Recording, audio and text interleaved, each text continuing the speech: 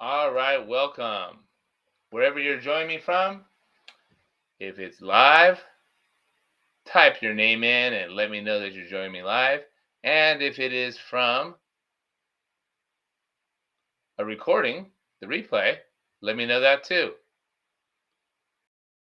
But either way, I am very glad that you're here, and I am excited to share the latest revelations in science. Can God accelerate hormone recovery weight loss? The answer is yes. And that, in particular, is your belief in a power greater than yourself, greater than your body, greater than your mind. Do we have any viewers yet? Just getting started? I'm going to dive right in because I am super excited about today's topic. And if you are joining live, I have a couple special offers for you today. If you have not got the new ebook yet, you can definitely do that. And a special offer at the end to get our brand new 28-day hormone unlock weight loss solution. But this completely free, completely fun, and I'm excited to get it on. All right, I'm Coach Tom, most grateful man on the planet. I specialize in helping women get their hormones balanced again, unlocking the metabolic hormones so they can lose weight and feel like themselves again. And I am always researching and figuring out the litany of tools available and how we can accelerate this and how we can make it stick forever. So, advance warning, I am not here to tell you, I'm not here to answer this question. I am not here to tell you how to think of God, what God is to you, what God should be. Nothing of that nature, in fact. In fact, the very opposite of that. And if you were to ask me, Coach Tom, what do you think of God? I think God is. Not that it really matters, but if you were to ask me, I would say quite simply for me, God is get over defining it. Because I spent years and years and years in my researching brain trying to figure out, how does it all work? What does this mean? Well, guess what? Doesn't matter. Doesn't matter if I ever define it. I don't know that the human mind gets to define it. However, if you have a religious belief, such as Christianity, which I spent many years in Christianity, little known fact about Coach Tom, I lived at a Christian church for 6 months. Church every day, Bible every day. I know the Bible inside and out. I know the Quran. I know the Old Testament, the New Testament. I know the Tao Te Ching. I love ideas that connect people and that help us connect with a power greater than ourselves. And now, at this point in our evolution as humans, science is proving it more and more, and you can use it to your example, to your advantage. You can make it work for you. So whatever your definition of God is, you're right. Every religion's right. Every positive belief about this higher power is right. But how do we make it work for us? Whether you call it your spirituality, call it religion, maybe you call it awareness, maybe you call it connection, consciousness, universal energy. Here's an example, and this is my last week highlighting Hope because I love her journey. But next week, we're going to start highlighting another person. Now, Hope's a great example because Hope had no religious belief, none whatsoever. Not any sort of spiritual for sureness either. However, Hope had to start believing something. Now, when Hope first started off, she was at 315 pounds and she was ready for change because nothing she tried worked. And she tried it all. Perhaps you can relate. Every diet, every weight loss plan, every type of workout, starving herself, eating 6 meals a day. She tried different medication and went to a whole bunch of different doctors. And if you've seen one of my later or previous lives, I went live with Hope and she talked about all of the hormonal changes that happen, and how she would talk to her doctor and say, I'm pretty sure it's my hormones. And the doctor would say, no, your hormones are fine. Your hormones are fine. Just eat less, exercise more. Or your blood work came back just great. Nothing to worry about. You just have to eat less and exercise more. If your hormones are out of balance, it doesn't matter how well you eat, how much you exercise, the body fat will not come off. And that's what Hope experienced. Now, Hope changed it around. She came to us in May, and she just started losing weight, all by changing her lifestyle, making lifestyle shifts. She didn't even work out first 3 months, but she did everything else right. Now, here's what we realized. With Hope, we reached a certain point, and the weight got stubborn, didn't want to come off. It was her beliefs, her emotional hormones, and the way her beliefs were impacting her emotional hormones, specifically cortisol and the other fight or flight hormones.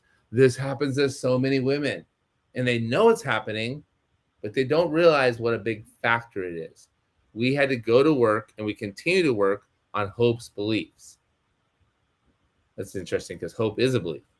Anyway, as we did that, she's now down more than 80 pounds and has every sign of continuing to drop weight.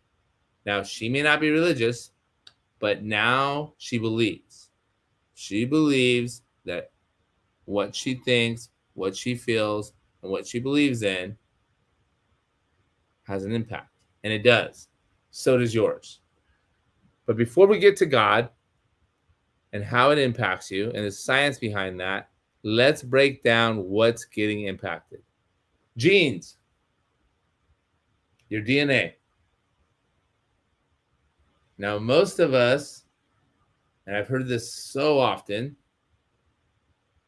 think we're a victim of our genes. I have bad genes. It's in my genes. I blame it on my genes. It's because of my genes. My family, my whole family's been overweight. No wonder I'm overweight. It's in my genes. Only 5% of your DNA is permanent. Your gene expression changes throughout your life. I repeat, and this is based in science, only 5% of your DNA, your gene expression, is permanent. The other 95% changes on a day-to-day basis. Some changes last longer than others. This is called epigenetics. My friends, welcome to the wonderful world of God and epigenetics. They're connected. Epigenetics are happening all the time in your body. Gene expression turns off and on. If you are doing everything right and you're not losing weight and your hormones will not balance, your genes are working against you. Your epigenetic expression of your DNA is working against you. Now, this may seem like some high-tech woo-foo stuff. It's not. It is absolutely proven in science. I'm amazed how long it's keeping mainstream medical and mainstream behavior change. It's taking us a while to catch up. But I'm here to tell you, don't wait another day. Realize that the way you are living, thinking, feeling, and believing is impacting your genes moment to moment. So imagine the middle of your DNA is completely permanent, but the outside of your DNA, the 95% of it, is changing every day. And you get to decide how it changes. All right, what do these epigenetic changes, what do they impact? Your hormones. Yes, your genes impact your hormones. And don't worry, if you're hearing about the God part, your belief in God or power greater than yourself or a universal light that connects us all or an energy. If you have that belief, it's impacting your DNA and your genes and your weight and your hormones and your life. Now, hormone regulation is impacted. Your weight is directly impacted by your genes. In fact, if you've been overweight for a long period of time, your epigenetic DNA expression is overweight. You've heard about the metabolic weight set point. It's in your DNA now. It's in your genes. Your genes are changing right now. If you are listening to these words and you believe them and you believe you have power over your genes, your DNA is changing. It changes on a moment-to-moment basis. It affects your weight, and I assume most people are here for weight, but it also affects addictive traits. It affects relationships, your ability to earn and keep money. This DNA expression is changing, and we are the architects of our own DNA. Only 5% of it's hardwired. The other 95% is totally up to us. So no more being a victim of our genes. We absolutely can control them. I know this not only from science, but from my own personal experience since 2020. Since delving into this and becoming so immersed in learning everything I could and making sure that what I learned was backed by science, my life has changed because my DNA has changed. My gene expressions changed. My hormones have changed. Your lifestyle affects your DNA, but what we want to get to is your beliefs and your attitude. Your beliefs about yourself and about the world around you impact your DNA. The attitude, which is a combination of what you're thinking and what you're feeling right now, at this moment, determines your attitude. If you have a negative attitude all the time, it's going to have a negative impact on your genes. And by negative, I mean going towards the continuum towards anger, fear, depression, anxiety, resentment. Oh, there's a lot. So nothing's all the way good or bad, but there's a continuum. The attitudes we want and go towards, and the ones we don't want and try to avoid. So if I were to ask you to do something, where's your attitude at right now? Where was your attitude at an hour ago? How were you thinking and feeling? And were you blaming those thoughts and feelings on someone else, something else? I think Eleanor Roosevelt said it. No one can make us feel bad about ourselves without our permission. We control how we feel if we control how we think. And when we do that, it controls our DNA. Now, in case DNA is relatively new to you and genes are confusing you and you flunked out of biology in high school like I did, actually, biology was really hard for me. Didn't flunk out of it. And so it was hard for me in high school. It was hard for me in college as well. Not sure why. But now I learned this stuff quickly. In any case, every cell in your body and everything in your body is made of cells. You have muscle cells, brain cells, skin tissue cells, fat cells. You have organ cells. Every cell has a different molecular makeup, but every single cell has a DNA strand. Every single cell. So the way your DNA is expressed goes to every cell in your body. That's why your cells are changing all the time. Think of your DNA as a blueprint. Your gene blue, your blue genes, your blueprint for your genes. Your genes are the blueprint for your DNA. They are telling your cells how to respond, how to act, how to be. And if you're overweight, right now your gene expression is telling your cells to be overweight. Listen to that again.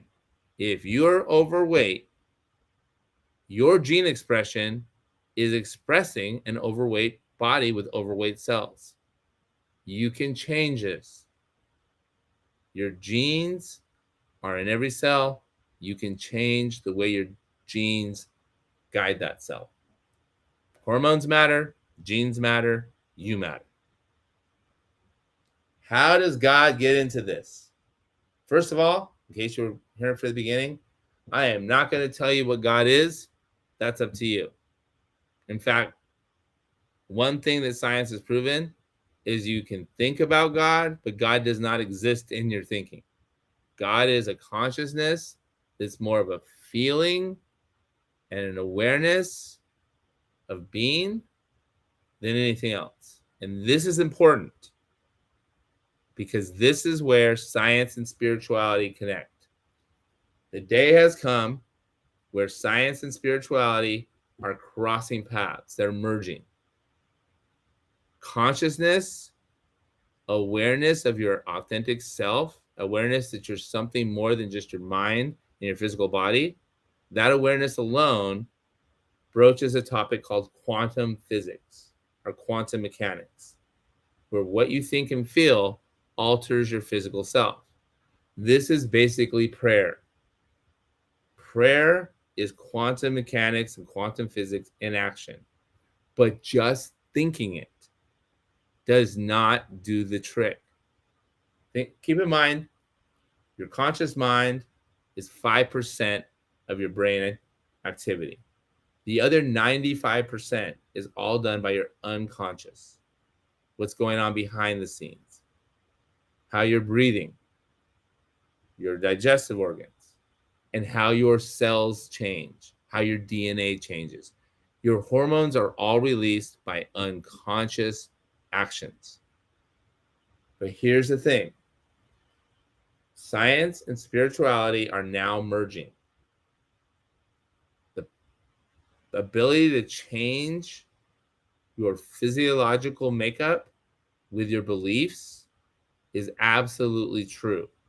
And it happens at the DNA level. All right. Step number 1, get clear on what your thoughts are about God, yourself, and life. What you think, you can quote me on this. The most important words you will ever hear are the words you say to yourself. Words matter. Your unconscious mind operates in words and images, and you are perpetually feeding it a loop of words, and those are your thoughts. So get clear on what you're thinking about God, yourself, and life. Now, a lot of religions and a lot of people I've talked to feel like if they're bad, God's going to punish them. And if they're good, God will reward them. That means if they're bad, they can expect something bad to happen. Maybe you think that as well. It's an example of jacked thinking. Don't let your thinking get jacked. Your thoughts matter. Whether it's about God, your spouse, your job, your kids, your body, your life, whatever your thoughts are about, don't let them get jacked. Here's an easy way to let your thoughts get jacked. What does jack stand for? Judgmental. Judging yourself, judging the people around you, judging your situation. Analytical. Over-analyzing what you can't control. If you have to make a decision, analyze the heck out of it, make a decision and take action. But over-analyzing what you've already made a decision on or what you can't control anyway just jacks your thoughts. And it's anxiety, stress, fear, worry, doubt. Those are not how we want our genes to show up.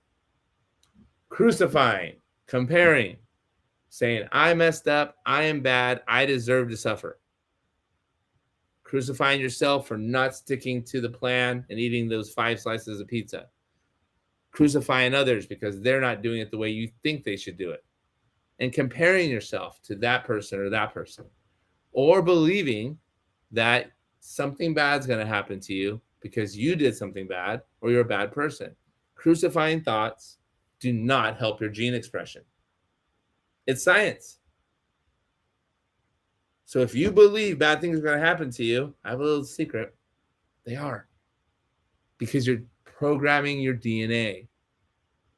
And you're programming your unconscious mind. It's all about your programs. Your programs are running your life, and that's the 95% of the brain we're talking about. Here's some examples of programs. Why are women more sensitive than men? If you're a guy watching this, welcome. You've probably heard, why don't you talk to me about your feelings more? Why aren't you in touch with your feelings?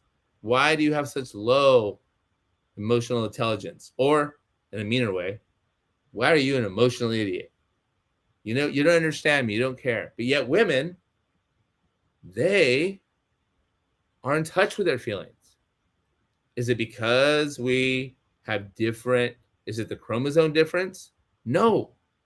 Science has shown that from an early age, when we first go to school as guys, we are being groomed in the school system and by society to show up as soldiers someday. To not let our feelings affect us, to not give them much value, because you can't go out to war and kill other people if you're in touch with your feelings. It's a program. It's a gender biased program. This is just one example of programs that society teaches us that we're not even aware of. And some of our programs come from our environment and our school. Some of our programs come from ourselves. Why do we self-sabotage our own success? Why do you lose a bunch of weight and gain it all back? Why do you do something that's working and suddenly stop? How many times have you sat back and said, oh, why did I do that again? Those are unconscious programs that are running in the background that try to get you back to feeling safe, get you back to feeling comfortable. Now, here's the kicker. You don't get to control all your programs at first, especially before 3. Before age 3, all of your programs come from your parents or whatever adults are around. You are not consciously able to differentiate between right or wrong. We're being programmed by age 3 by our parents and the adults around us. It's the way we're wired. As a kid, as a little 3-year-old, you do not get to choose if you're going to be that way or this way. All you can take in before age 3 is the input and programming you're getting from your parents and the adults that are around you. Before age 7, you get even more programs. You're more conscious, but now you're very impressionable by authority figures, by rules, by the adults around you. So if you grew up in a childhood where the adults around you were maybe not giving you the best examples, the best programs, and you said, I'll never be like that, consciously, you made that decision, but unconsciously, those programs were laid down and repeated, reinforced, and they became your programs. That's why we will sometimes repeat the same behaviors we hated about our parents. We catch ourselves doing it now. It's an unconscious program, and it exists in our genes and our DNA, and of course, our neuroscience, our neurobiology. All right. Every human being has something called the biological imperative, and there's 2 parts to it. We are hardwired to survive as an individual, and we are hardwired in our DNA. This is in the solid, never dying part of our DNA. We don't want to die as an individual, and we don't want the species to die.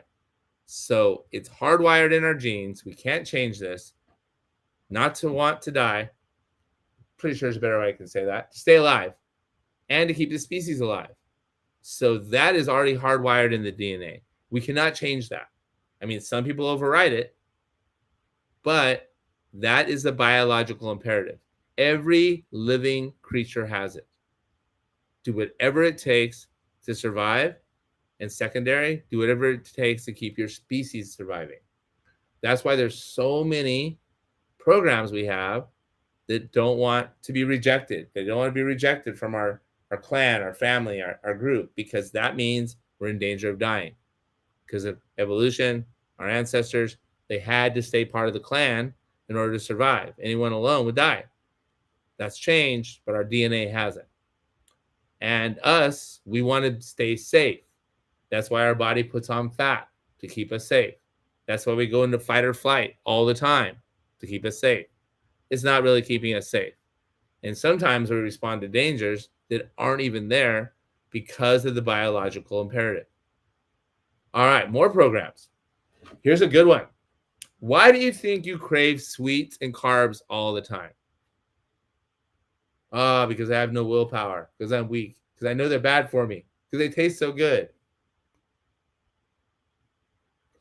Every human alive has a biological craving for sweets.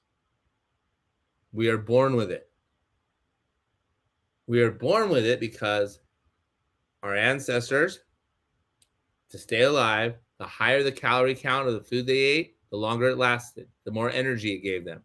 So we, especially in any fight or flight situation, want the sugary foods, the high calorie foods, the quick and easy tasty carbs, because we feel on a very, very internal level from that biological program that that's going to keep us alive longer. So, question you have to ask yourself is, what programs are you really running? You have a goal, you have an intention. Maybe your goal is to lose 50 pounds. Maybe your goal is to have a loving, successful relationship. Maybe you have a goal to have lots of money in the bank. Whatever your goal is, whatever your intention is, if you have not achieved it, it is most likely because your programs and your genes are working against you.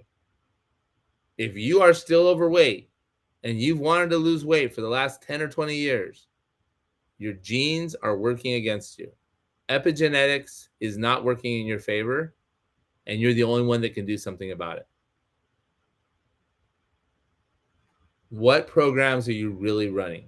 And what are programs? Programs are your beliefs. It's what you believe more than anything else. You believe it so much you don't even question it. Your programs are your beliefs, your stories, and they exist in your neurobiology. They're hardwired in your brain. They're wired in your unconscious and conscious mind.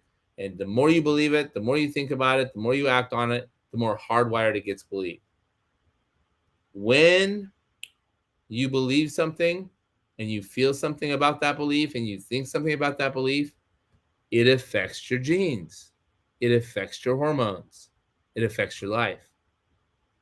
Your beliefs impact your DNA. Your beliefs about yourself, about life, about your higher power impact the way your gene expression occurs. There's a direct correlation. This is science speaking to you. In fact, I've included many of the links where I did the research. This is widely accepted science now. Epigenetics is absolutely real, and our beliefs impact our genes. You know this now. It's up to us to do something about it. Change your beliefs, you change your programs. And you change your programs, you change your genes. Your beliefs and attitudes impact your genes, impact your hormones, impact your weight, impact the way you show up in the world. What can you do? Step one, got to become aware of your beliefs. What are they? Step two, get real. You got to tap into your authentic self, your authentic power, your authentic programs. We were all born happy. Think about it. When you were a baby, you never overate, ever. When you were in the womb, you took exactly what you needed in utero. I know it seems silly, or it might seem obvious, but we developed the program to overeat because maybe as a kid, you didn't have enough food growing up, or you had to hurry and eat, or you weren't allowed certain foods. So when you get older, you have this scarcity feeling and you go towards those foods. It's not an authentic program. Your authentic programs are in there. They're always in there. They show up as your intuition. They show up as what you really desire in the world. They show up in the feeling of love, connection, light, and that is your higher self. But are those true authentic beliefs get covered up? Like your authentic self is not overweight, because overweight is unhealthy. It's hard on your body. Your authentic self does not have the extra body fat. Your authentic self does not have hormones that are working against you. Your authentic self doesn't have genes showing up, telling you to feel bad, to have too much body fat, and to self-sabotage whenever things go well. But getting authentic, that is the key. How do you do that? You realize that your unconscious mind is always in the present moment. Your unconscious only deals with right now. What's happening right now, becoming aware of now, accepting what's happening, being grateful for it, aligning with right now. It's your conscious mind that's thinking about the future and the past.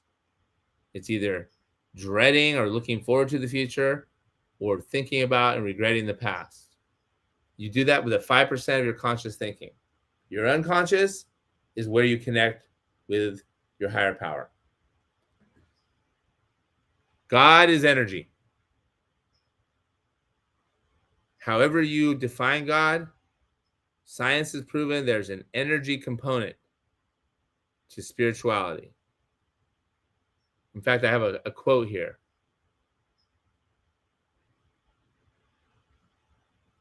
Everything we're experiencing is a result of consciousness and spirituality. That is from quantum physicist Niels Bohr, and it's being proven again and again. It's our belief in a power greater than ourselves and our consciousness at the same time that impacts our energy. Your vibe. Do you have a good vibe or a bad vibe? It's your energy. And when you decide that this higher power is working in your favor, working with you, it does. So be aware. What are you thinking right now? What are you feeling? What are you doing? What are you accepting? What are you learning? What are you sharing? This is all part of now being. And guess what? If you consciously become aware and connect your conscious and unconscious together, it happens faster. In the simplest terms, believe what you want to be true and believe that a higher power is part of you. If you can have this belief that there is a universal power, call it God, call it the universe, call it the tree, call it whatever you like, because it's more than a word. It's a belief in an energy, and you believe you're part of that energy. You are tapping into another energy source, another authentic power that we pretend is just there. Talking about believing in God is way different than actually feeling that belief and believing that power is working in your favor. Now, this is an authentic energy we all have access to. But it's our own thinking and our programs of the past that get in the way. All right. If there's any questions, I know this was a lot, and this is probably controversial, and I have been passionate about this for years. However, now that science completely backs it up, I want to help people tap into their spiritual energy to help them with their goals. And goal number 1 is get healthy. Next week, we're going to talk about Leilani. In fact, she's coming on live. She is someone who has lost weight. She was doing everything right, but the weight was not coming off because she was always in a fight or flight mode. And she has a very powerful spiritual belief that she uses to help her lose the weight. And she taps into it intentionally. She can do it. You can do it. We all have access to this authentic power. We just have to decide to make it our own. All right. That's all I have. I'll wait a little bit for questions. And